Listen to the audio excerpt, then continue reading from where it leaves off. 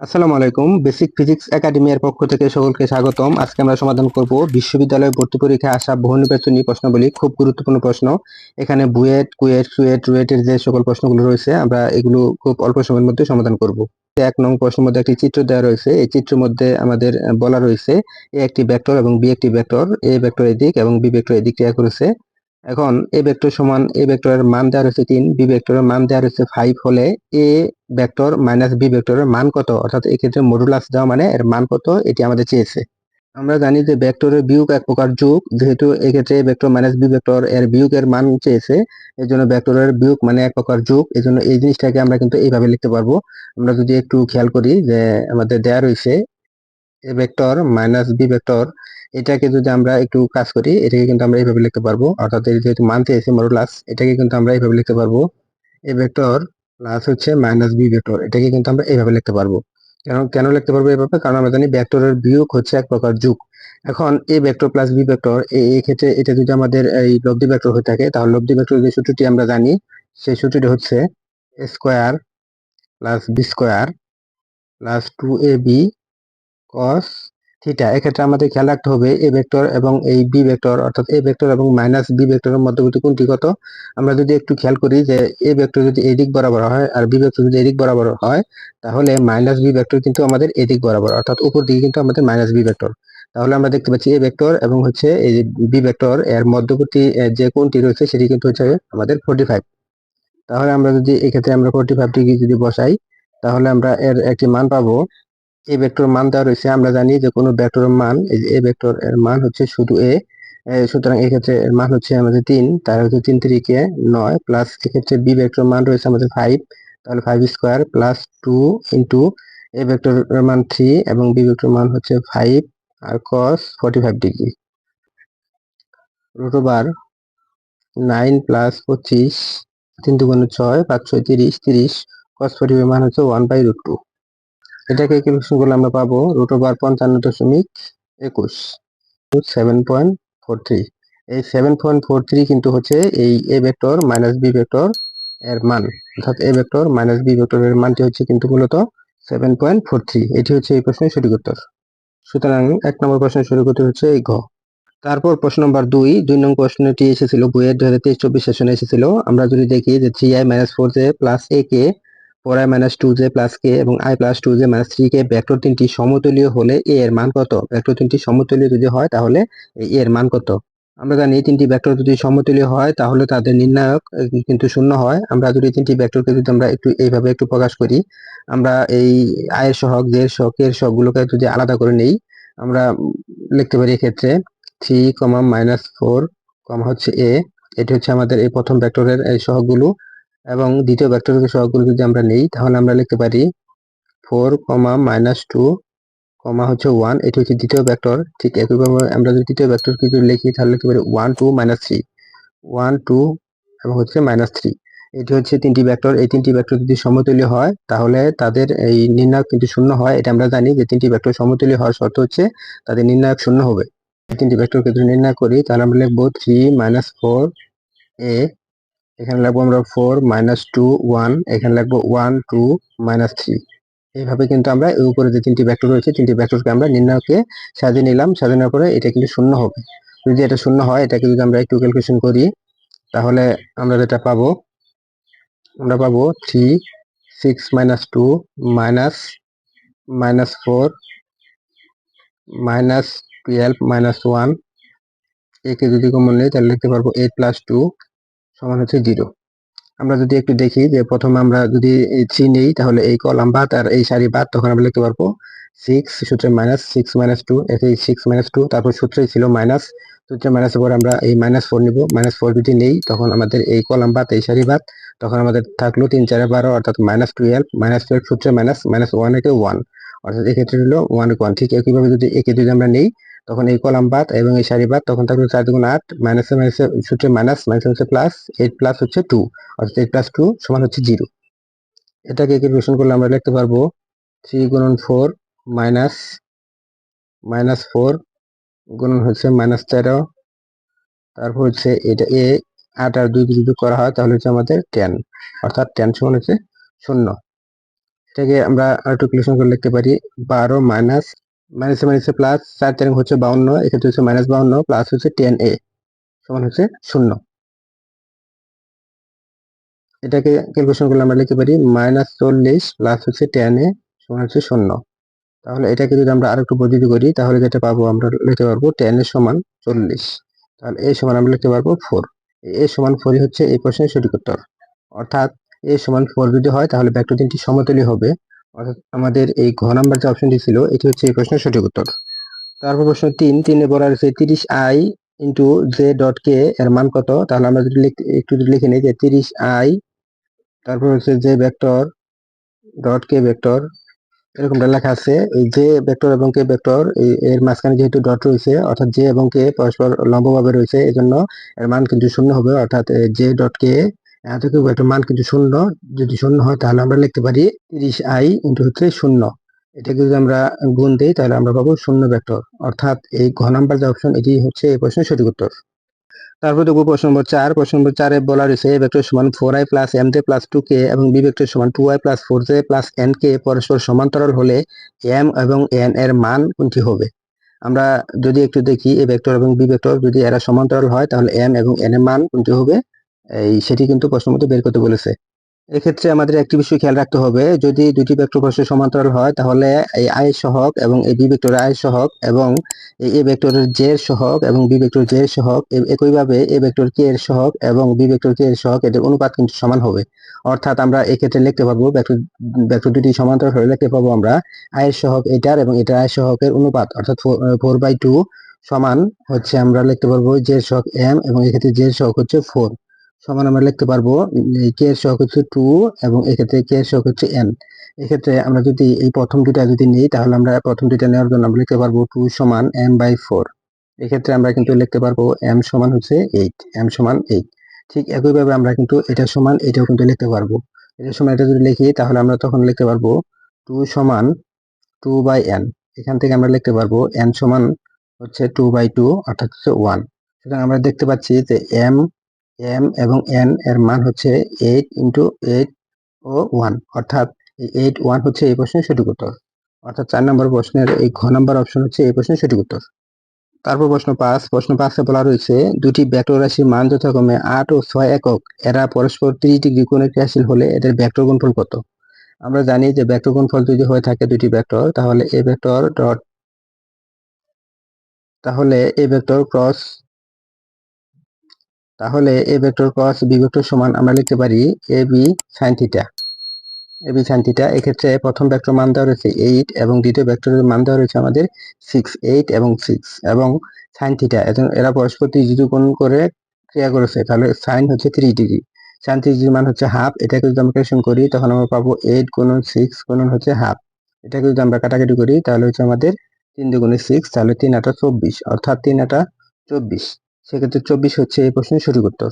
অর্থাৎ এই ঘ নাম্বার যে অপশনটি রয়েছে এই ঘ নাম্বার অপশনটি হচ্ছে এই প্রশ্নের সঠিক উত্তর। তারপর আমরা দেখবো মেডিকেল 24-25 সেশনে এসেছিল প্রশ্ন নম্বর 6 মান 0 নয় এমন ভেক্টরকে তার মান দিয়ে ভাগ করলে কি পাওয়া যায়। আমরা জানি যে মান 0 নয় এমন কোন ভেক্টরকে ধরলাম আমরা এমন একটি ভেক্টর এ। এই ভেক্টরের মান দ্বারা যদি আমরা ভাগ করি অর্থাৎ এই ভেক্টর মান হচ্ছে শুধু এ অথবা আমরা লিখতে পারি পরম মান দিয়ে বা মডুলাস দিয়ে এ ভেক্টর। কোন ভেক্টরের মান রয়েছে এমন ভেক্টরকে ওই ভেক্টরের মান দ্বারা ভাগ করলে একক ভেক্টর পাওয়া যায়। অর্থাৎ এই একক ভেক্টর হচ্ছে এটা এই ক নাম্বার হচ্ছে এই প্রশ্নের সঠিক উত্তর। তারপর প্রশ্ন নম্বর 7 এটি এসেছিল ঢাকা বিশ্ববিদ্যালয় 2024-25 সেশনে। তিনটি ভেক্টর এ ভেক্টর সমান 6i minus 8j, B vector সমান -8i প্লাস 3j এবং সি ভেক্টর সমান 26i প্লাস 19j দেওয়া আছে। যদি A vector plus B vector plus C vector সমান শূন্য ভেক্টর হয় তবে এ ও বি এর সম্ভাব্য মানগুলো কত হবে। এক্ষেত্রে এ এর মান এবং এই বি এর মানগুলো চেয়েছে, এর সম্ভাব্য মানগুলো কত হবে। আমরা যদি এটাকে একটু সমাধান করি তাহলে আমরা শুরুতেই যেটা লিখে নেব যে দেয়া রয়েছে এ ভেক্টর সমান 6i মাইনাস 8j, এটা এ ভেক্টর সমান কিন্তু দেওয়া রয়েছে। ঠিক একইভাবে এই বি ভেক্টর সমান দেওয়া রয়েছে -8i প্লাস হচ্ছে 3j, এটি দেওয়া রয়েছে। ঠিক একইভাবে আবার সি ভেক্টর সমান কিন্তু আমাদের দেওয়া রয়েছে 26i প্লাস হচ্ছে 19j, এই মানগুলো কিন্তু আমাদের দেওয়া রয়েছে। আবার আরেকটি বিষয় দেওয়া রয়েছে A vector A into A vector plus B into B vector plus C vector সমান 0 ভেক্টর, এটি আবার দেওয়া রয়েছে, এরকমটাই দেওয়া রয়েছে। এখন এই 1 নং সমীকরণে আমরা আই এর উপাংশগুলো বসাবো, অর্থাৎ এই সমীকরণে আই এর উপাংশগুলো বসাবো, এই সমীকরণে আই এর উপাংশগুলো বসাবো। এই সমীকরণের মধ্যে আই এর উপাংশগুলো যদি আমরা বসাই, তখন আমরা লিখতে পারবো 6a মাইনাস 8b প্লাস হচ্ছে 26 সমান 0। এটাকে আমরা ক্যালকুলেশন করে লিখতে পারবো 3a মাইনাস 4b সমান হচ্ছে -13। 3a মাইনাস 4b সমান -13। যে রূপাংশ যদি বসাই তাহলে আমরা পাবো -8a প্লাস 3b প্লাস হচ্ছে 19 সমান হচ্ছে 0। এটাকে ক্যালকুলেশন করলে আমরা লিখতে পারবো 8a মাইনাস 3b সমান হচ্ছে 19। এখন আমরা যেহেতু দুইটি সমীকরণ পেয়েছি, একটা সমীকরণ পেয়েছি আমরা এই যে এটা 3a মাইনাস 4b সমান -13 এবং আরেকটি সমীকরণ পেয়েছি আমরা 8a মাইনাস 3b সমান 19।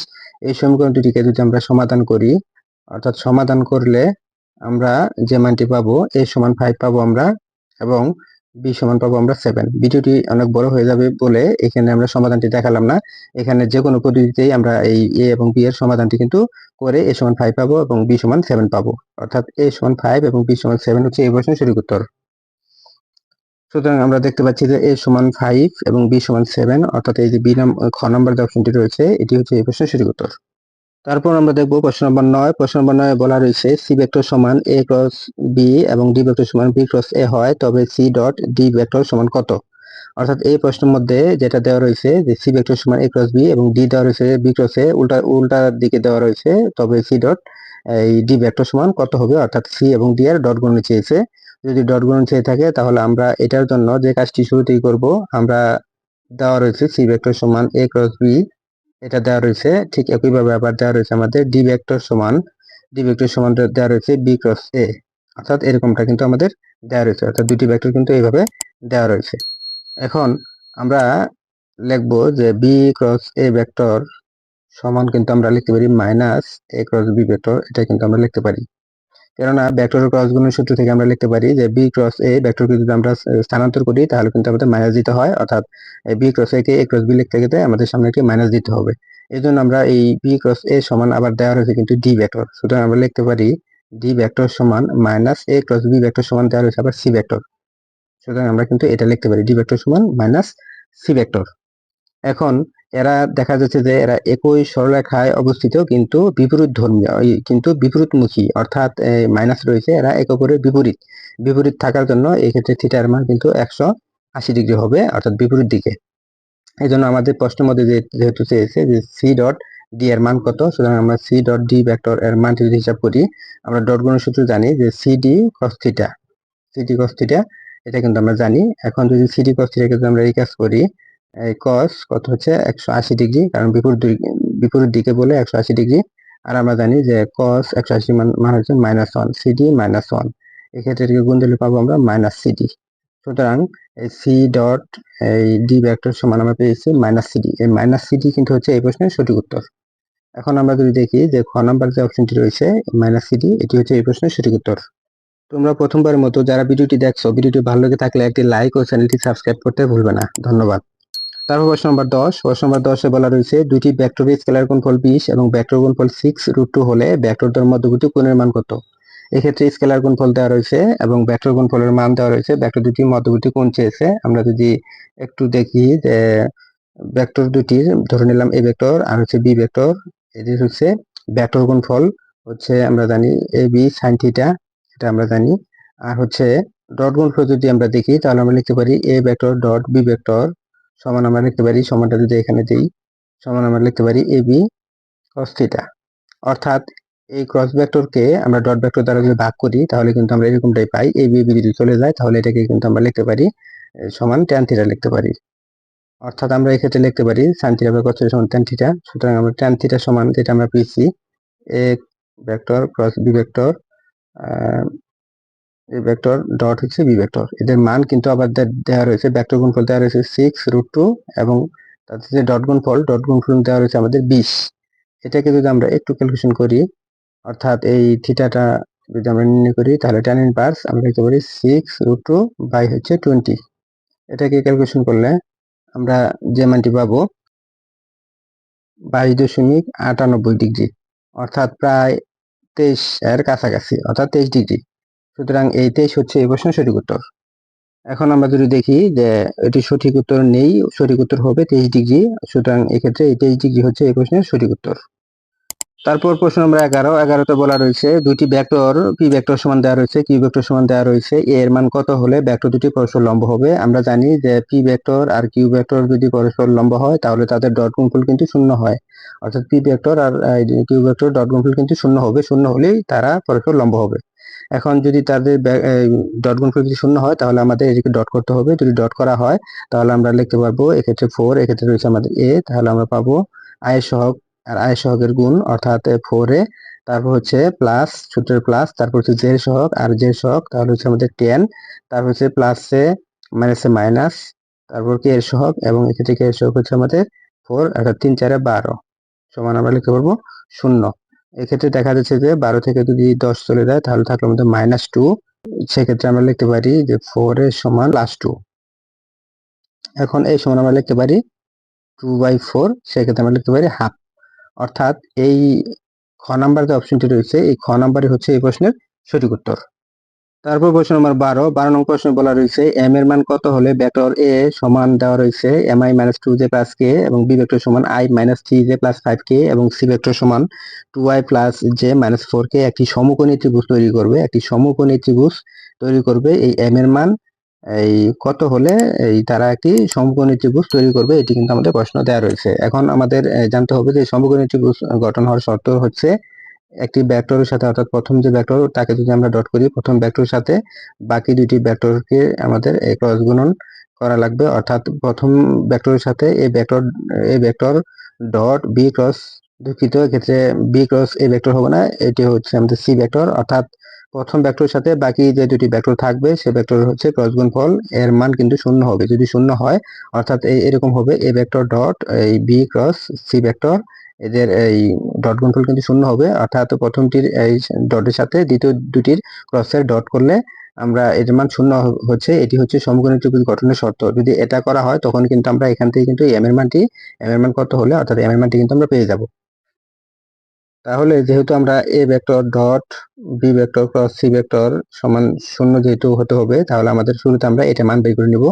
আমরা শুরুতে যদি বি ভেক্টর ক্রস সি ভেক্টরের মানটি যদি আমরা বের করে নেই তাহলে আমরা এটাকে লিখবো আই ভেক্টর সি ভেক্টর, আর এক্ষেত্রে হচ্ছে এটা কে ভেক্টর, এক্ষেত্রে লিখবো আমরা 1 - 3 5, অর্থাৎ আমরা এক্ষেত্রে যে 1 - 3 5 এটি কিন্তু আমরা বি ভেক্টর মান বসিয়েছি, এই যে বি ভেক্টর মান হচ্ছে 1 - 3 এবং 5, ঠিক পরে সি ভেক্টর মানগুলো বসাবো 2 1 - 4, অর্থাৎ 2 1 হচ্ছে -4, এই মানগুলো আমরা কিন্তু বসালাম। বসানোর পরে আমরা যে কাজটি করব নির্ণয় যদি করি তাহলে আমরা লিখতে পারবো আই ভেক্টর সমান 12 - 5, তারপর হচ্ছে সূত্রের -j, তারপর হচ্ছে আমাদের -4 - 10, তারপর হচ্ছে কে যদি কমন নেই তখন কি কমনের পর আমরা লিখতে পারবো 1 + 6, এটাকে ক্যালকুলেশন করলে লিখতে পারবো আমরা 7i মাইনাস, এক্ষেত্রে দেখতে পাচ্ছি যে -14 এক্ষেত্রে মাইনাস হচ্ছে প্লাস, যদি হয়ে থাকে তাহলে আমরা লিখতে পারবো 14j,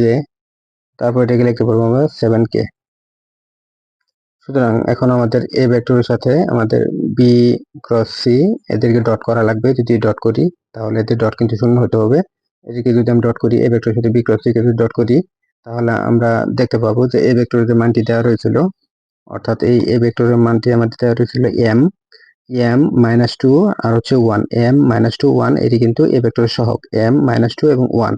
আমরা যদি দেখি যে এ ভেক্টর সহগ ছিল আমাদের এই m এবং ছিল -2 এবং ছিল 1, এটার সাথে আমাদের B cross C K dot করা লাগবে। তো যদি ডট করি তাহলে এই ভেক্টরের আর সহগ ছিল m, তাহলে এক্ষেত্রে হচ্ছে 7m, অর্থাৎ আয়ের সহগ আর আয়ের সহগ এক্ষেত্রে আমরা লিখতে পারবো 7m।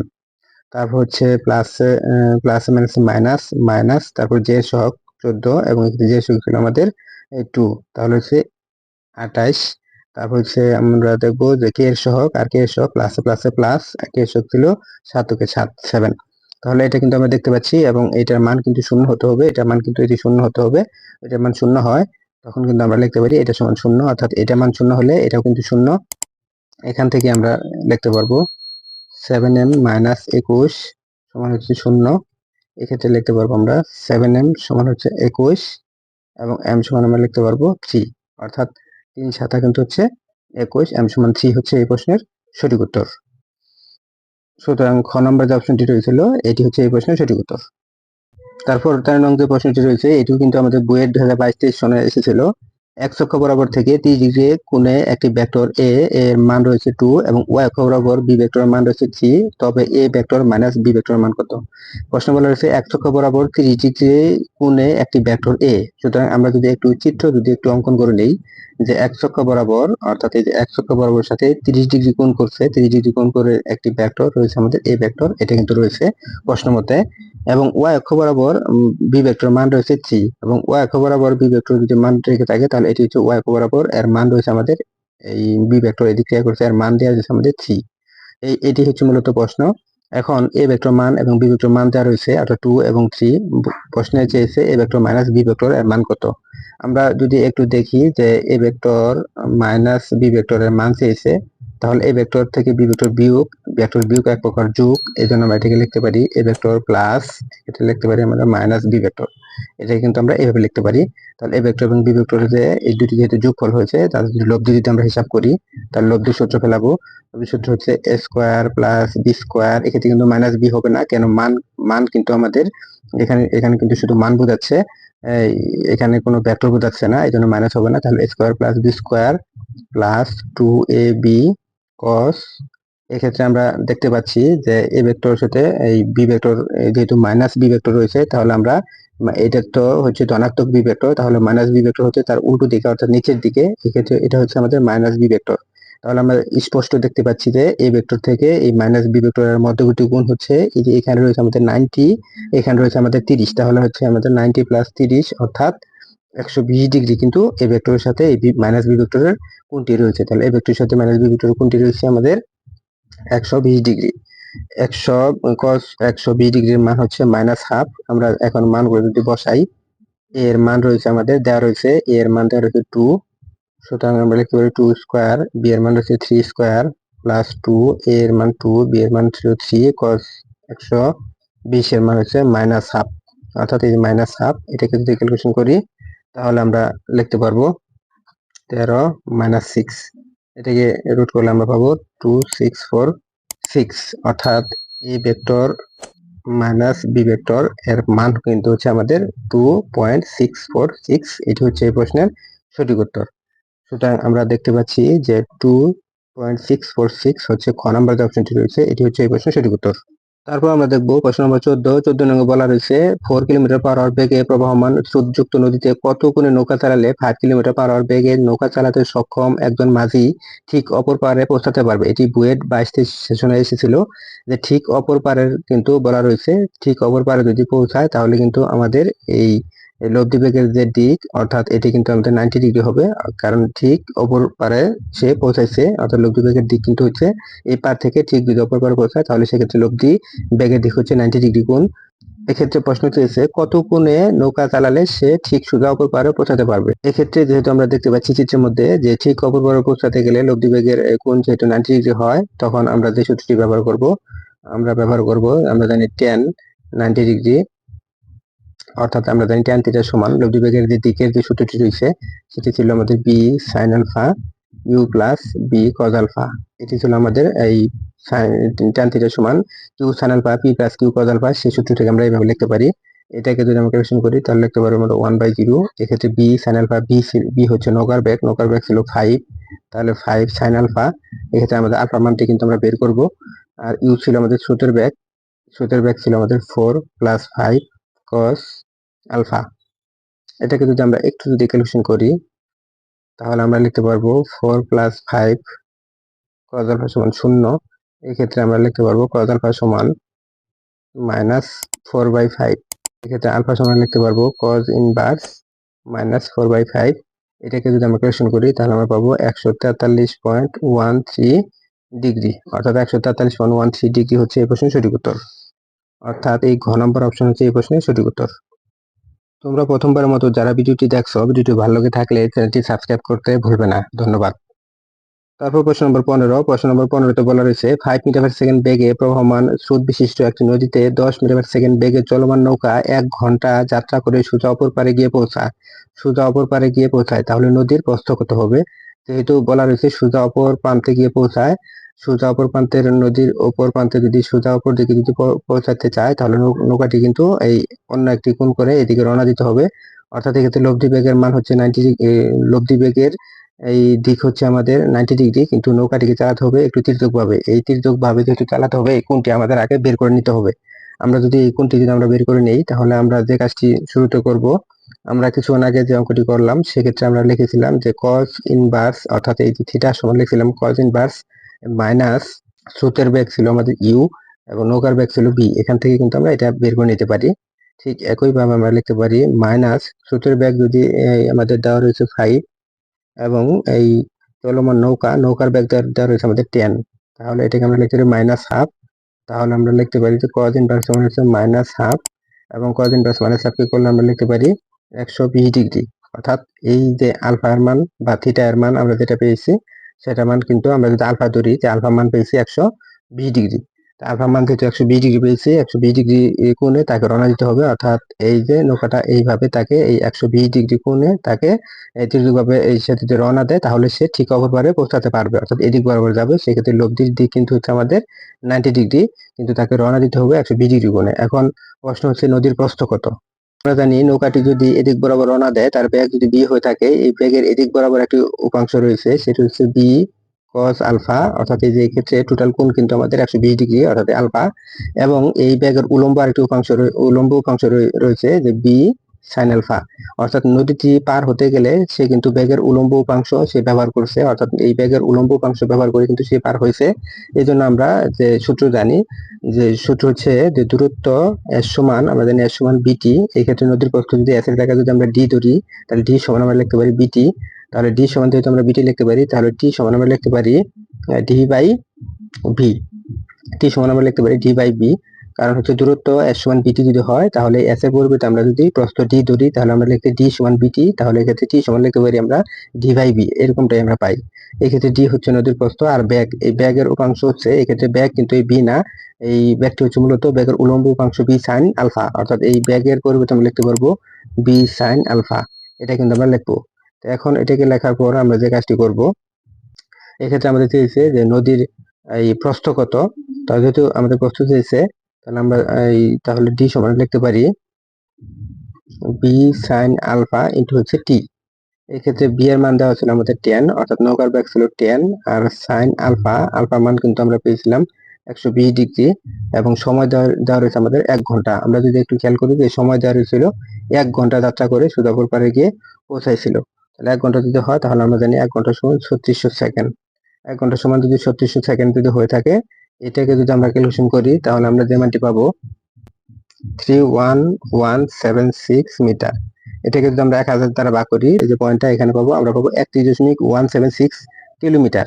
অর্থাৎ আমরা পাবো 31.176 কিলোমিটার। এটি হচ্ছে এই প্রশ্নের সঠিক উত্তর। অর্থাৎ এই খ নাম্বার হচ্ছে এই প্রশ্নের সঠিক উত্তর। তারপর প্রশ্ন নম্বর 16তে বলা রয়েছে r1 একটি এই ভেক্টর, এই ভেক্টর মান দেওয়া রয়েছে, এবং r2 একটি ভেক্টর, এই ভেক্টর মান দেওয়া রয়েছে।